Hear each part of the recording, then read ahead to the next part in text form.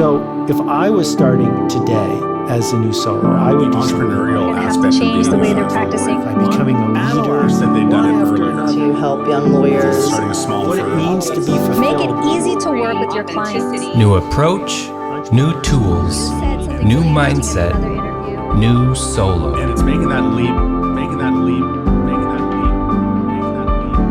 A few weeks ago, I received an email from a listener that says this: I'm a regular listener of your new solo podcast. Thank you for providing your listeners with such interesting and informative content each month. I always learn something new or find inspiration with each episode. Okay, so I'm actually reading that line because I thought it was so nice and I completely appreciate it, but that's not the point of reading you the email. It was a little self-serving. I wanted to say thank you for all of you who regularly send me tweets, emails, or notes on LinkedIn for appreciating the content on New Solo. The email goes on.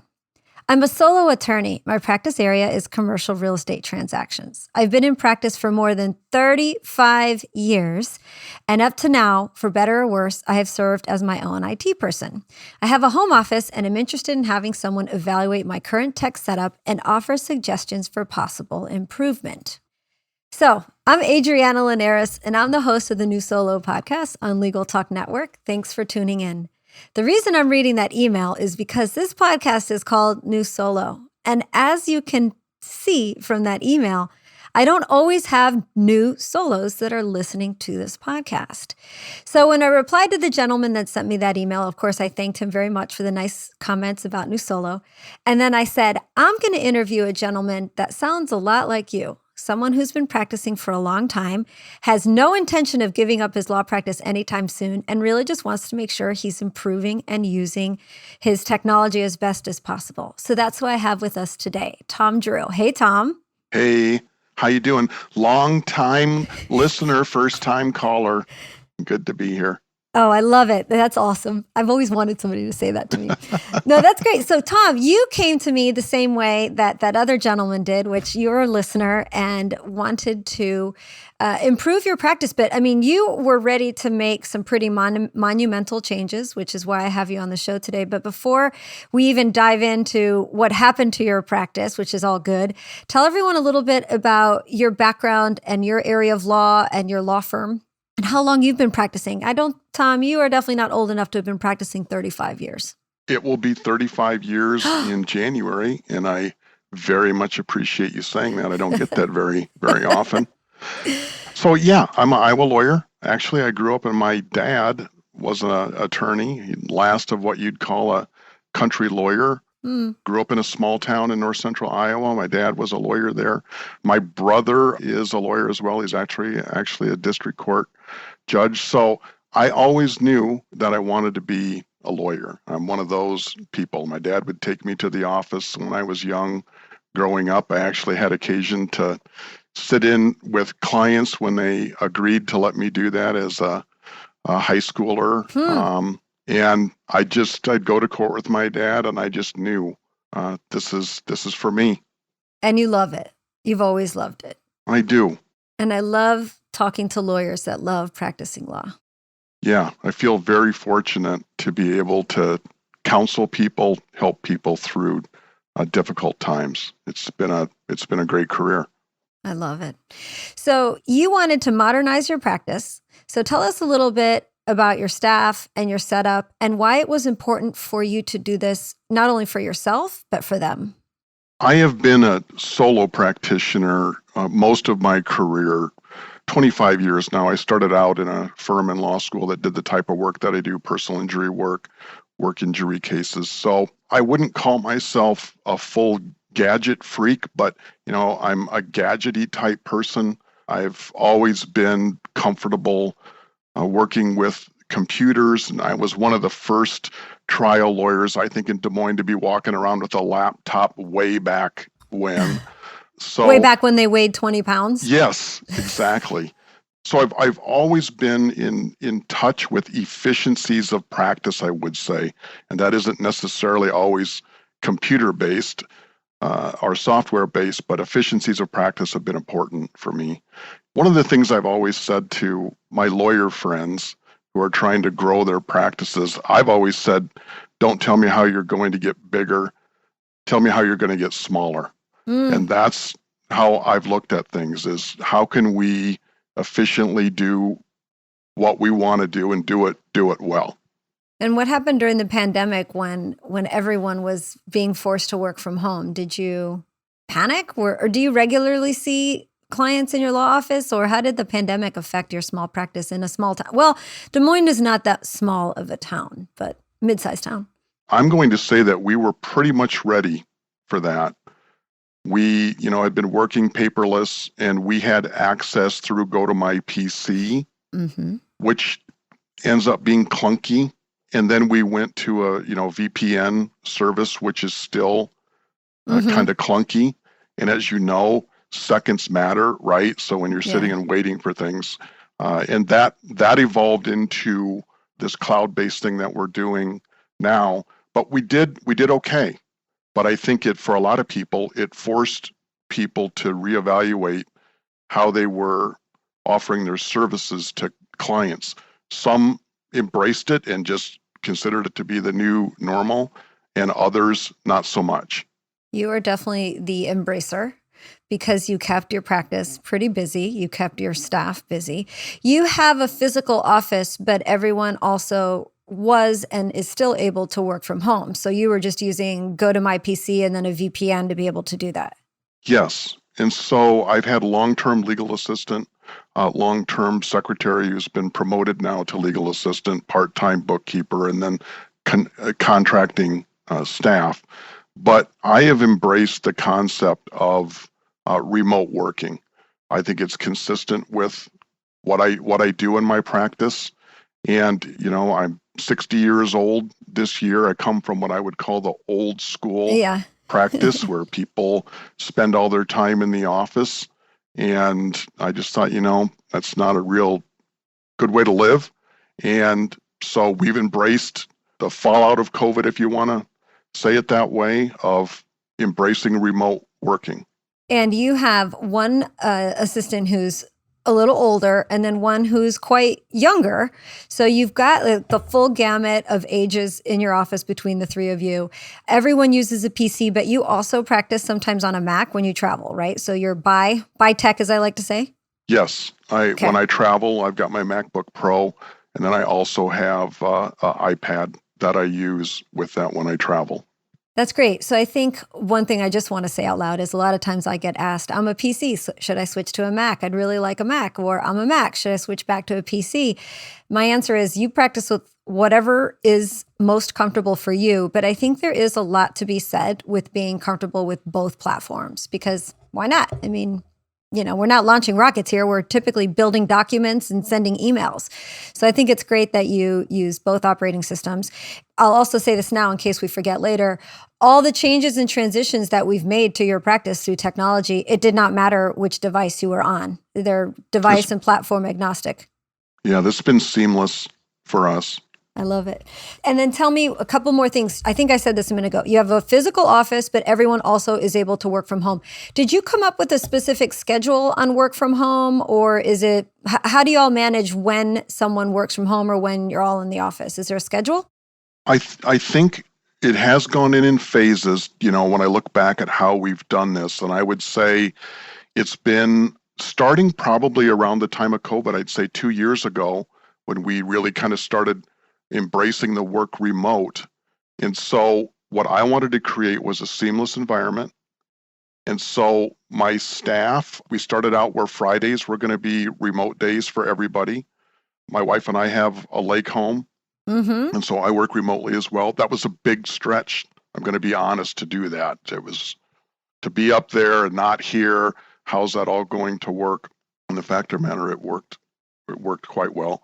And it was important to me to get setups for my staff at home similar to what they've got here at the office. So if you go into their homes, I've got 4 monitors here in the office. I don't have that up at the lake, but my staff does have their multiple monitors at home in their workspace. And I've got 4 here. The only reason I don't have 5 is that the 5th one won't fit anywhere. But it was important to me for them to be seamless we've gotten there now. I think we'll get to this when we talk about the OneDrive, but we've gotten there now. We're pretty seamless. That's amazing. And did you buy them new equipment, new computers for their homes? I did. Okay, that's awesome. So you bought a couple extra, are they laptops? No, they're a full desktop system, again, mirroring the desktops that we have here in the office. That's pretty smart and incredibly gracious and kind of you to spend that kind of money. I mean, obviously you need to run your business. What did they think about that when you said, hey, I'm going to buy y'all a setup to work from home and we're going to work out how to work from home sometimes? Did they embrace that, or did anyone say, I kind of really like coming into the office and I don't want to go home and work? Yeah, I would say I kind of had it from both sides. My more experienced legal assistant, understandably, she'd never worked that way. She's been in the industry for over 30 years too. And then my newly experienced legal assistant was like, pass the mashed potatoes. What are we even talking about here? This is not a big deal. And that's kind of how it went. And today, how are they both doing with this hybrid environment that you've created? It's amazing how seamless that it has gone. I think it's just simply a process of embracing the concept. And I've just said multiple times, this is the direction that we're going. And I have no intent on slowing down in my practice. I'm having more fun than ever. I think it's a great time to be a solo. It's a great time to do the type of work that you want to do. And I just made it clear that this is where we're going, and come along. Oh, I love it. I love that. Love that you have really led the initiative. A lot of times it's staff or younger attorneys that are the ones behind this. But I also love that you just sort of put your foot down in a very nice way and said, this is what we're going to do.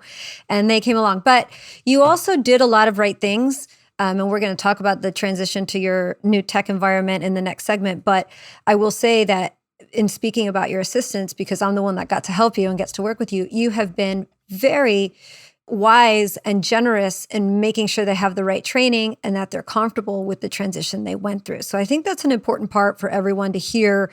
That is, you can't just throw technology and changes at anyone, but specifically in this conversation, support staff, and expect them to, quote, figure it out.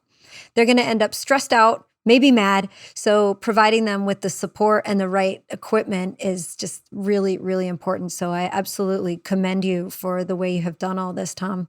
I want to say on that, comfortable workspace has always been very important. I mean, we have very comfortable offices here at our building, and the remote capabilities with the technology is equally important to me. I mean, I never thought for 1 minute about really the cost associated with setting them up at home. I wanted to have it where it was seamless, where they felt like they had top of the line equipment, and speed is everything. So I wanted it to be fast. That's another thing I really appreciate about you is you will say, well, that's reasonable, or I don't really care what it costs. I mean, you're not Daddy Warbucks looking to spend $1 million on a server or anything else close to a server, but you're just not afraid to put money where it's going to be best spent. Could you take a moment and sort of inspire maybe younger attorneys or other attorneys to put that investment into the right resources, especially in the context of technology? Sure. My mindset is speed matters, and it really does matter. And so I upgrade my equipment to the latest, fastest information, software programs, internet. Speed matters. And I think a lot of frustration that comes, along with a technology movement is there's not enough speed there. Maybe it's a little bit clunky. And Go to My PC is a great platform for certain things, but it's just too clunky. So I never even considered it to be a budget item, to be honest with you. It was just important to me that we have top of the line equipment, and that I equip my staff with the ability to do their job. That pays back in spades. It's an investment, no different than buying your staff a nice chair and a nice desk so they're comfortable and having the environment where they can be comfortable. That's got to translate over into the technology that's being used. Wonderful.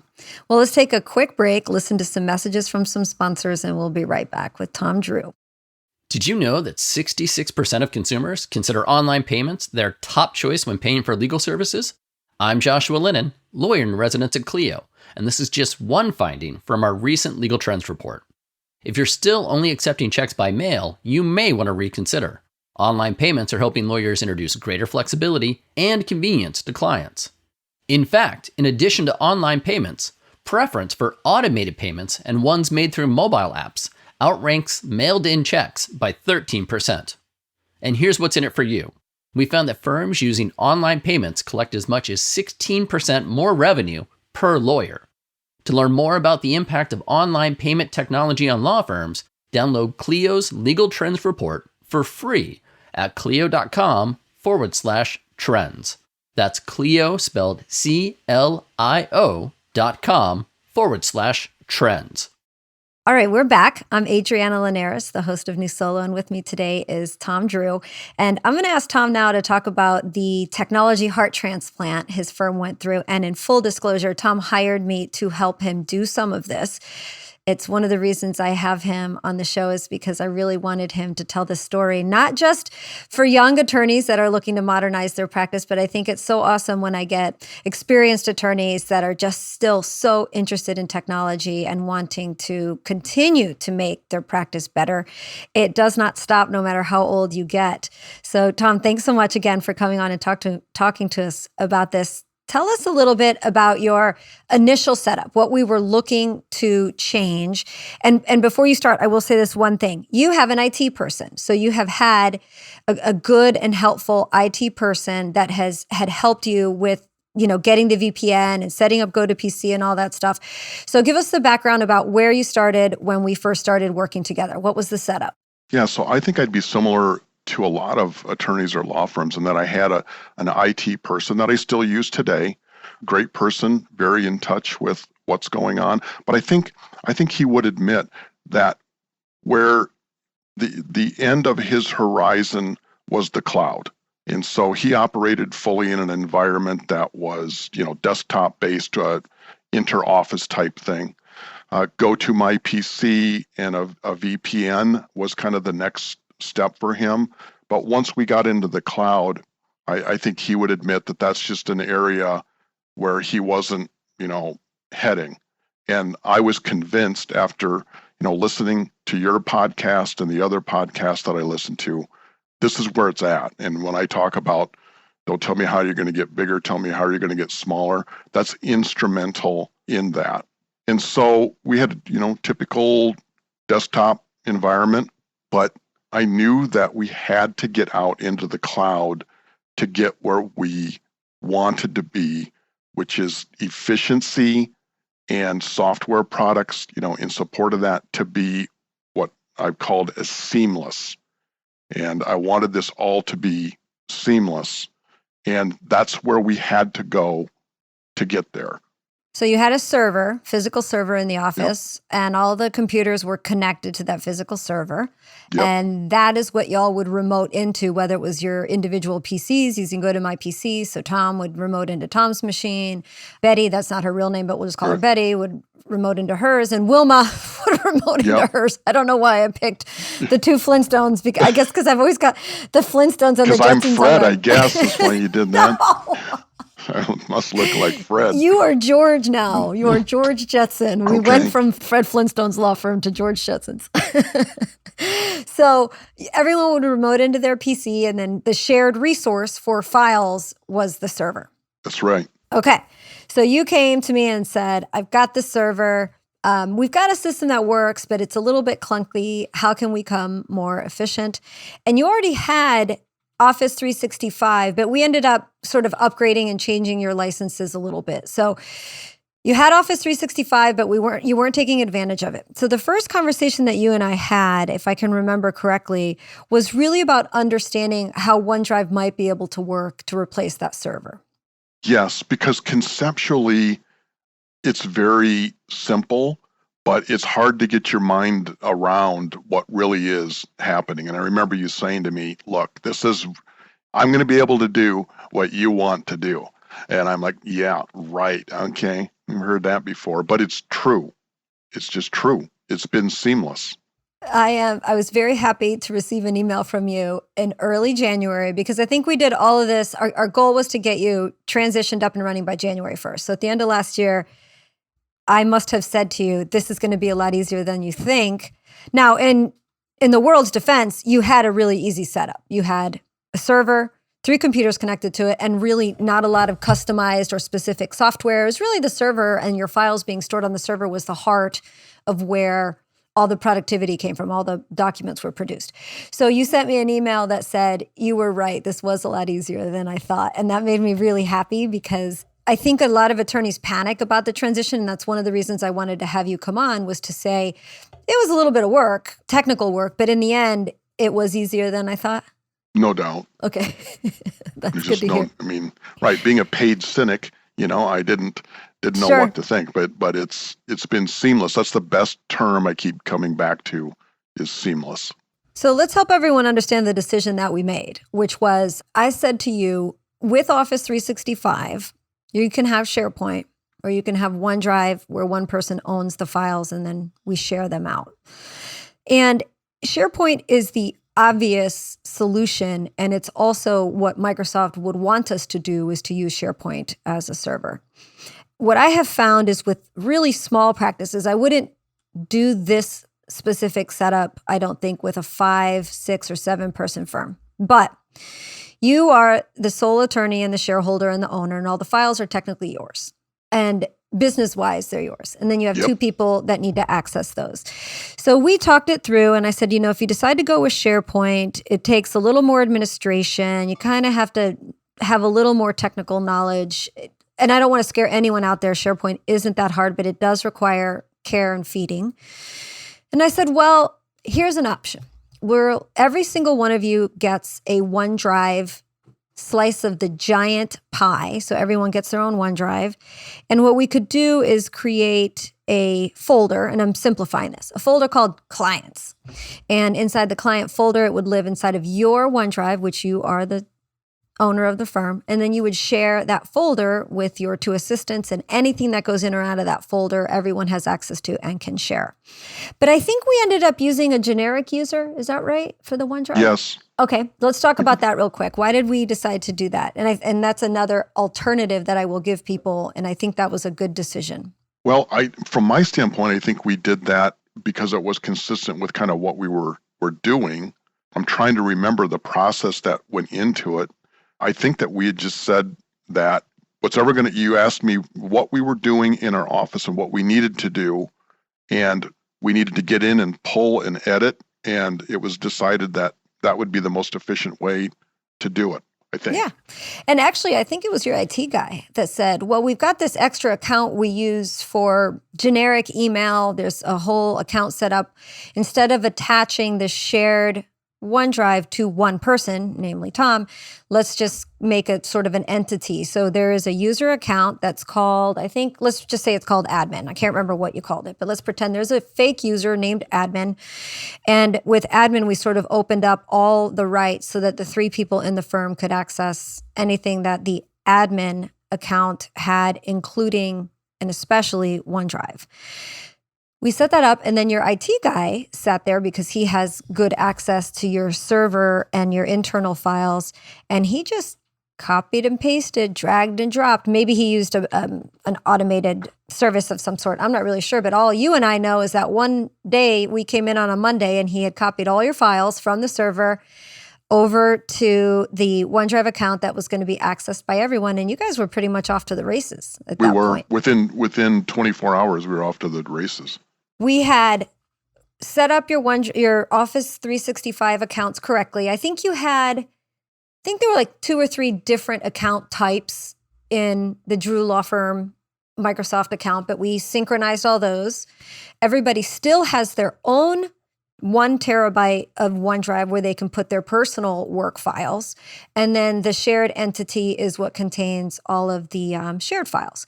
And then each of you open from and save to and email from and work through that OneDrive account. Yep. Y'all don't notice the difference whether you're navigating to a server or to a shared OneDrive, right? No. Can you talk about that? Well, again, I use the word seamless, but as a lawyer, you just want it to work, right? Right. It's like a car. I don't need to know, how the pistons and stuff are working. I just want it to work. And I literally, it's like in this sci-fi movies, I can be sitting anywhere with an internet connection and I am in business. And that includes on my iPhone. That includes, and this is across, hardware platforms. So I'm sitting in my hotel room in Arizona. I'm in business, seamless, on my laptop and my iPad. And everything's just there because Microsoft creates the centralized location where all of your devices, including your assistants, connect back into to synchronize files from. And that, I just thought of something. One of your assistants is a Mac also. So you have your Mac that you work from, and then I think she works on a Mac. Is it only at home and in the office she's got a PC? Well, she's got a family with young children, so they go camping. So she's got her desktop set up at home. But then I also just purchased for her a MacBook that she can take on the road. And I said an internet connection, but I can also access it through my cell phone, with connection. your broadband. I've done it. Right. Right. I can be riding in an Uber looking at my files, and I've done that too.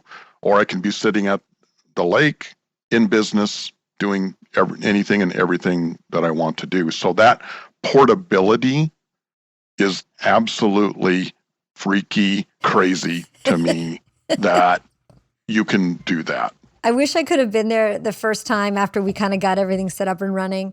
And the first time you logged in and looked and said, oh my God, there it is. It's actually you talk there. About the Flintstones. It's like, Wilma, come here. Take a look at this. You're not going to believe it. I mean, it's that kind of wow factor to it, and how it's all gyrating in the background and all of that stuff. I don't need my mind to go there. It just works. And so before we go on to our next segment, here's how I'll sort of summarize all this is working for Tom. It's through Office 365, which I say all the time is the greatest gift ever given to any business, specifically small businesses, and in our world, especially law firms. And when you get it set up right, which is often the hardest part because you might have maybe an IT person like Tom had who just isn't necessarily comfortable with Office 365, isn't up to speed. Or maybe you're paying an IT company who wants you to continue paying them a monthly service for maintaining your server, monitoring your desktops. Sometimes there are hurdles that can keep you from getting there. But in the end, at the bottom of Tom's technology platform, holding everything else up is Office 365. No doubt. And one thing that I said to my staff that's important that I want to bring up is when you're introducing remote working from home, I think there is a tendency for staff to think that this is going to be more work, not less, right? So the thought is, here we go. Now he's wanting more. He's in my house. She's wanting for right. He's in my house now. Right. I can't get away from this person. And I believe this in my heart, and I said this to them, this is your freedom to work less and more efficient. It's not about more work. It's about less and more efficient work. And that concept, especially in an attorney or staff that's been in the industry for many, many years, that needs to get talked about, and we still do talk about it, that it's not so you're going to have to do more. It's so you're going to have to do less. And from wherever you want. Wherever you want. It's worked out great. And I said, this is going to allow you to do the things that you want to do. And, my more experienced legal assistant, she's got things she wants to do, in her maybe retirement years or slow down years. It's going to allow her to do that. And with the younger, it's going to allow her to do the things that she wants to do, where under a traditional model, being a mother with young children, you just can't do that so much. I agree. When we come back from our next break, I want to talk to you about staff expectations and then also just a little bit more about the transition and how you made them both feel so comfortable and have gotten along so well. And I don't mean together, like along. They always get along, but I mean gotten along the process so well. We'll be right back. Okay, everyone, it's now time for Jennifer Townsend's second question of new insights for Jennifer Thomas. I started my own law firm, and I work on cases with my dad and his solo firm. In the South, it is uncommon to address your parents by their first names. How should I introduce myself and explain our relationship to new clients while being respectful of my dad and not undermining myself as a new attorney? Yeah, this is a good one. And I really, really personally struggled with this as a young lawyer. The quick answer is it depends what a lawyer answer that is. When I was young and joined my dad's firm, I was really conscientious or concerned, even insecure that people would think that because I was working with my dad, I couldn't hack it somewhere else, or that I wasn't smart enough or talented enough to get a real job, and daddy gave me a job. And as I've gotten older and a little bit more confident, it's easier for me to handle those situations. But I would say this to anybody that works with their parent who either has the same last name or resembles their parent, as I unfortunately do. You should assume that it will be assumed, and you should be prepared for two types of situations. One is friendly. Do you work with your dad, or is that your husband, or whatever it might be? And I think some people find it very endearing, that I work with my dad, and they ask me about it and they say, how is that? And I have plenty of stories, and we should probably be a sitcom. But, a quick, I've taught him everything he knows sort of dismissal of it as a serious issue. And then the other thing that you must be prepared for, because it will happen, is when people weaponize that your parent is your law partner or your boss or whatever.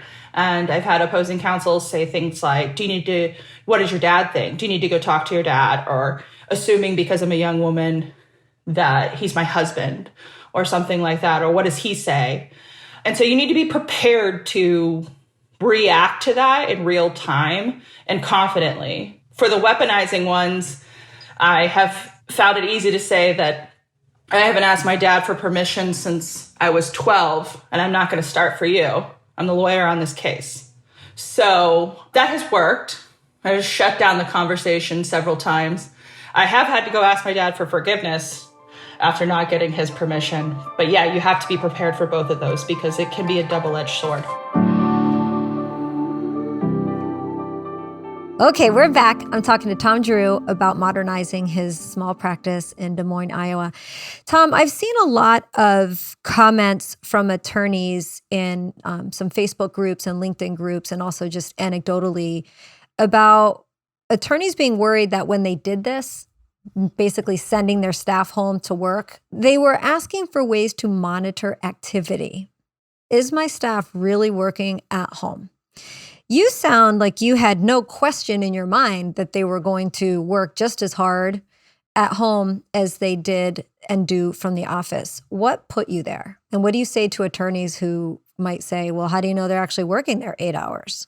Yes. One thing I would say, you may not be underestimating some inefficiencies that occur at home, but you're way overestimating the efficiencies that occur at work. Good point. I mean, people get distracted at work every day, all day. So I didn't really view that, as a change. And so I'm big on ownership. I really feel like my staff believe that this is their law firm, and that's a culture that you have to create over time, I hope, and I think that I've created trust with them that it's not just about work, so to speak. I want them to have successful families and feel like they can do the things that they want to do. So I've never been a stickler on vacation time and that type of stuff. And I've told them, look, I trust you. And you know that there's work that needs to be done.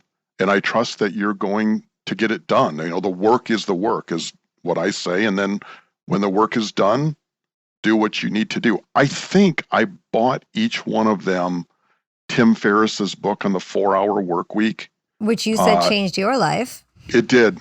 That book is a high recommend for people to get your mind right on what the possibilities are, what needs to be done. And so I have created that culture that this transition into remote working is freeing for you. It's going to be more, not less.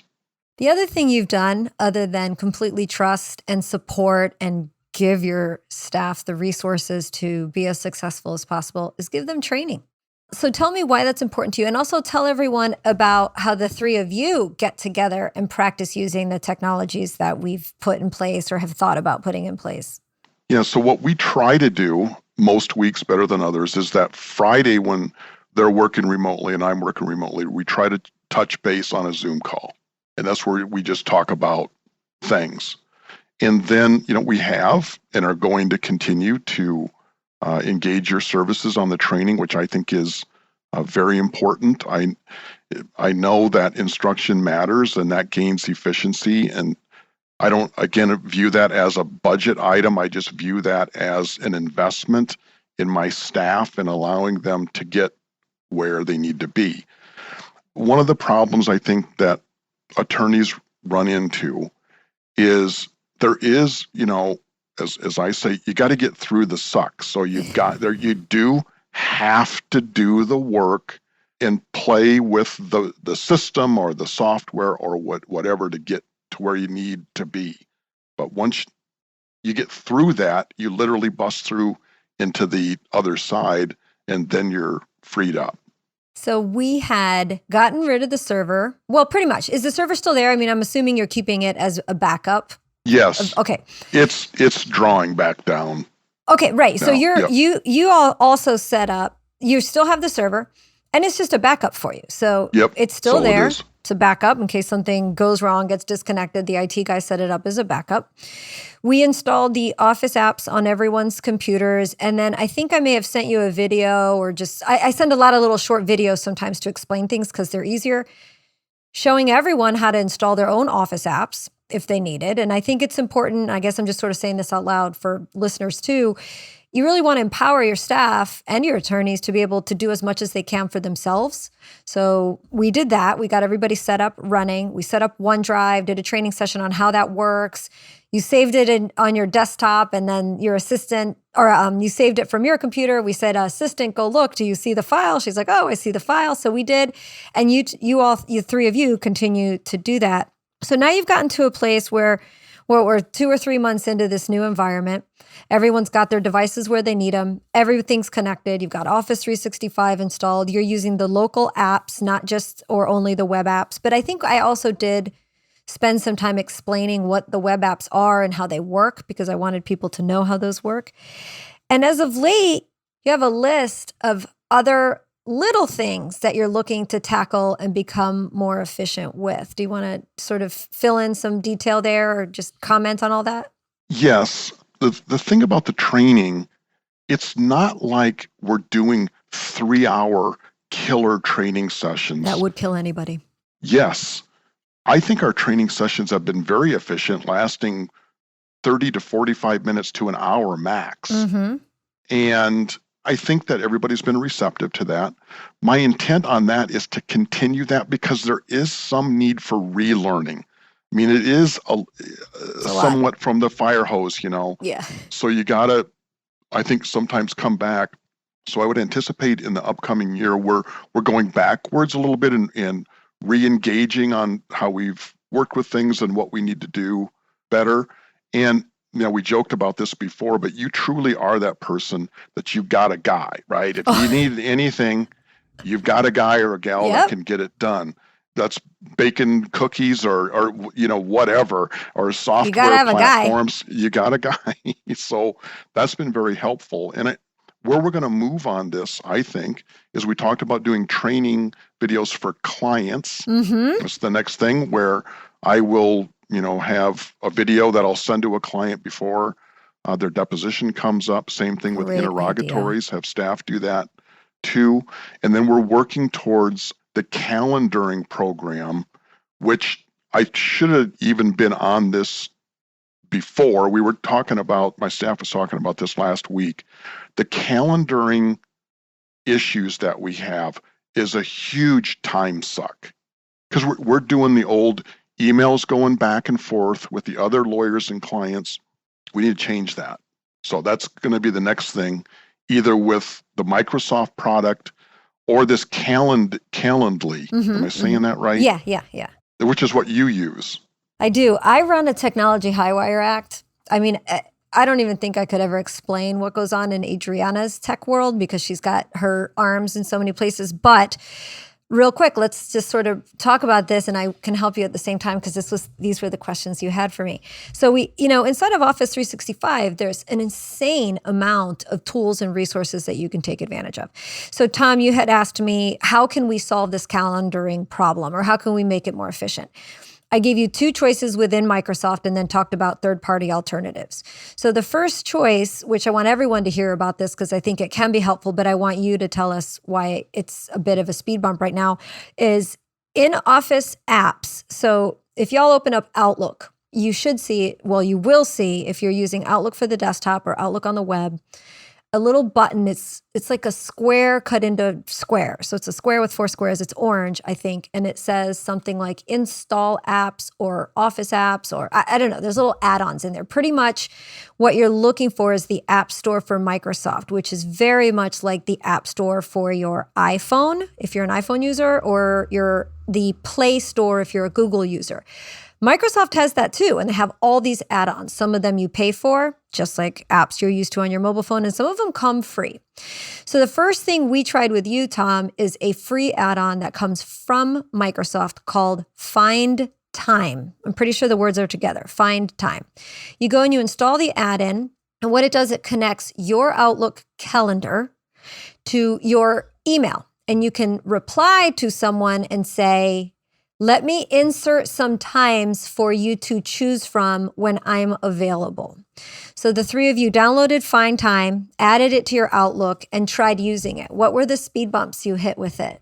I just felt like, I had us all email each other like we were a client doing that. And just the visual that comes up and what you need to do was confusing to me, which means it's probably confusing to others. And we all agreed, I don't know, it just didn't seem intuitive. Right. Yeah. Okay. Let me explain real quick, because I've had people say this to me about Find Time. I use it a lot to do a meeting poll. So there's two things you can do with Find Time. You can either insert specific time slots, or you can do like a meeting poll. And I've had a couple people who couldn't find the click here to look at the options button. And I think that's what you mean, right? Yes. Because what it does is if you poll 9 times, it'll say 9 times available, but it doesn't say click here to see those times. It's inside of a little table. It's kind of weird. It's inside of a little table. It says meeting title, link to join, and then it'll say 9 times. And most people can't figure out, which is so funny and weird, to click on the link. It's a link, but it's a text link and it doesn't look. So that's the first thing. So I can totally understand how that would seem clunky. I guess I probably should have told you this too when we first tried it. I told you to remove the promotional link that says, this made available by Find Time. I think I just sort of said, I always take that little piece out where it says.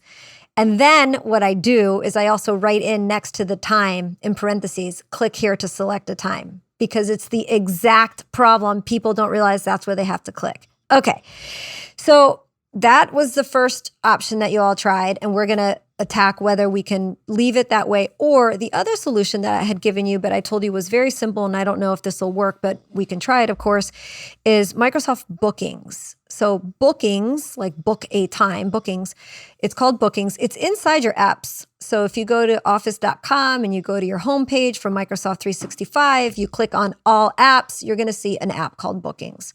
What Bookings does is it actually creates a web page where you can choose what times to, quote, publish, where people can grab any time slot they want. So with Find Time, you are saying, here are the times I want you to pick from, like 9 o'clock on Thursday, 4 o'clock on Friday, 2 o'clock on Monday, because I'm looking at my schedule. These are the times I want you to have. That's Find Time. With Microsoft Bookings, it actually creates a booking link, a lot like a Calendly, an Acuity, or any other calendaring service, where you can send the link and then the recipient of the link goes to a calendar page and picks a time slot. I know there are listeners right now who are saying, holy crap, Adriana, I do not want anyone having open-ended access to my calendar. Fear not, because what it does in the settings for Bookings is you can choose. This link shows times only available on Mondays, Wednesdays, and Fridays from 9 to 11, on Tuesdays and Thursdays between 2 and 4. So you actually can filter the times that they can choose from. So that's Microsoft Bookings, which you and I will look at later. But that's the difference between the two, is you are publishing a calendar link versus selecting specific times. And it's not a group calendar, it's your one person's calendar for either of those services. Now, the third-party option, which you mentioned Calendly, and I use, which, by the way, I use Calendly, I use Find Time, I use Visita, I use all kinds of things, depending on the need that I have for sending out a link. Oh, one quick note, side note, if you use the Outlook app on your phone, on your mobile phone, instead of using the native Mail app, but if you actually use the Outlook app, it has a wonderful insert available times option on the phone app. So when you're emailing someone on your phone, you can say, here are the times I have available. Okay, back to Acuity and Calendly. Those are third-party services that work really well. And you will pay for these. So there's a free version, but you also pay, I think I pay $15 a month for Calendly, where I can set up various booking links. So I have 6, for example. I have one for a free 15 minutes. It's called Quick Chat with Adriana. And when somebody emails me, says, hey, I'm interested in your services, I will say, here's a link to free 15 minutes. I also have a link for free 30 minutes, free 60 minutes, paid 30 minutes, and paid 60 minutes. So you can create sort of these formulas for your links based on what you need a calendar link to do.